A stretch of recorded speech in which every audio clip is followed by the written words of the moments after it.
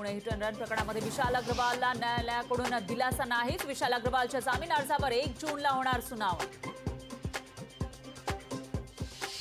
Jitendra आव्हाडांकडून doctor बाबासाहेबांचा अपमान, मनुस्मृती विरोधात आंदोलन करताना फाडला फोटो, तर आव्हाडांनी व्यक्त केली दिलगिरी। मार्चच्या चौदार तळ्यावर जितेंद्र आव्हाडांकडून मनुस्मृतीचं दहन, अभ्यासक्रमात मनुस्मृतीचे श्लोक घेण्यास विरोध। जितेंद्र आव्हाडांनी देशाची माफी मागावी, आव्हाडांकडून डॉक्टर बाबासाहेबांचा अवमान, अमोल मिटकरींचा जितेंद्र आव्हाडांवर हल्लाबोल। डॉक्टर अजय तावरेंच्या जीवाला धोका, पुरावे नष्ट करण्यासाठी तावरेला धोका निर्माण केला जाऊ शकतो, सुषमा अंधारेंचा आरोप।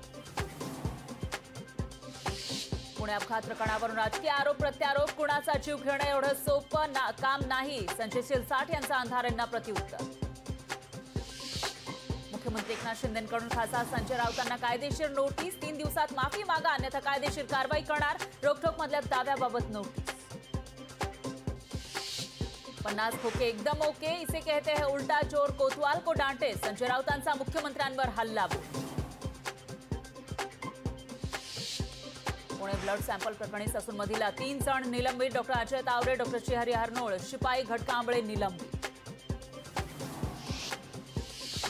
सचिन वाझेची मुंबई उच्च न्यायालयामध्ये याचिका, खंडणी वसुली प्रकरणात तुरुंगातून बाहेर सोडण्याची केली विनंती। देशात लोकसभा निवडणुकीच्या प्रचार तोफा आज थंडावणार, 7व्या आणि अखेरच्या टप्प्याच्या प्रचाराचा आज शेवटचा दिवस, तर 7व्या टप्प्यासाठी 1 जूनला होणार मतदान।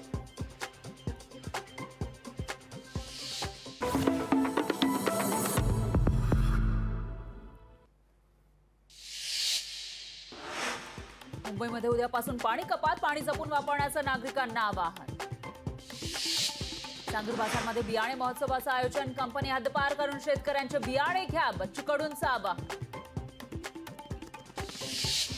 विजय निश्चित, तो कोणीही रोखू शकणार नाही, बळवंत वानखडे यांनी व्यक्त केला विजयाचा विश्वास। जय पवार बारामतीमध्ये सक्रिय, जय पवारांचा बारामतीमध्ये जनता दरबार, कार्यकर्त्यांसह सामान्यांच्या जाणून घेतल्या अडचणी। डॉक्टर बाबासाहेब आंबेडकरांचा फोटो फाडल्यानं ठाण्यामध्ये राष्ट्रवादी काँग्रेस आव्हाडांविरोधात आक्रमक, आव्हाडांचा फोटो फाडून केला निषेध। नाशिकमध्ये आव्हाडांविरोधात शिवसेनेचं निषेध आंदोलन, डॉक्टर बाबासाहेब आंबेडकर यांचा फोटो फाडल्यानं शिवसेना आक्रमक।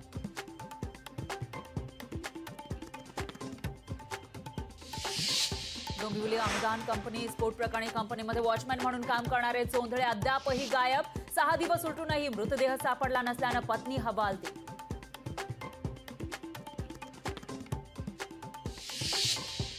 बियाण्यांचा काळा बाजार करणाऱ्यांवर कारवाई, अकोल्यातल्या अडसूळ गावात कृषी विभागाची कारवाई, लोकशाहीच्या बातमीनंतर कृषी विभागाला जाग। चंद्रपुरात 47.1 तापमानाची नोंद, यंदाच्या उन्हाळ्यात विक्रमी तापमानाची नोंद। नाशिक जिल्ह्यामध्ये भीषण पाणी टंचाई, कहांडोळ भागात पाण्यासाठी झुंबड, हंडाभर पाण्यासाठी दिवस रात्र भटकंती। नाशिकमध्ये सलग 2ऱ्या दिवशी सापडल्या बनावट नोटा छापणाऱ्या मोठं रॅकेट असण्याची शक्यता।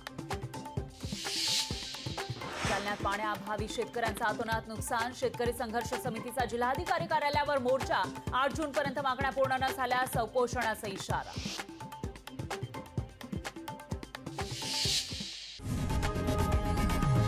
लोकशाही मराठी, ऐका, पहा, जागरूक रहा।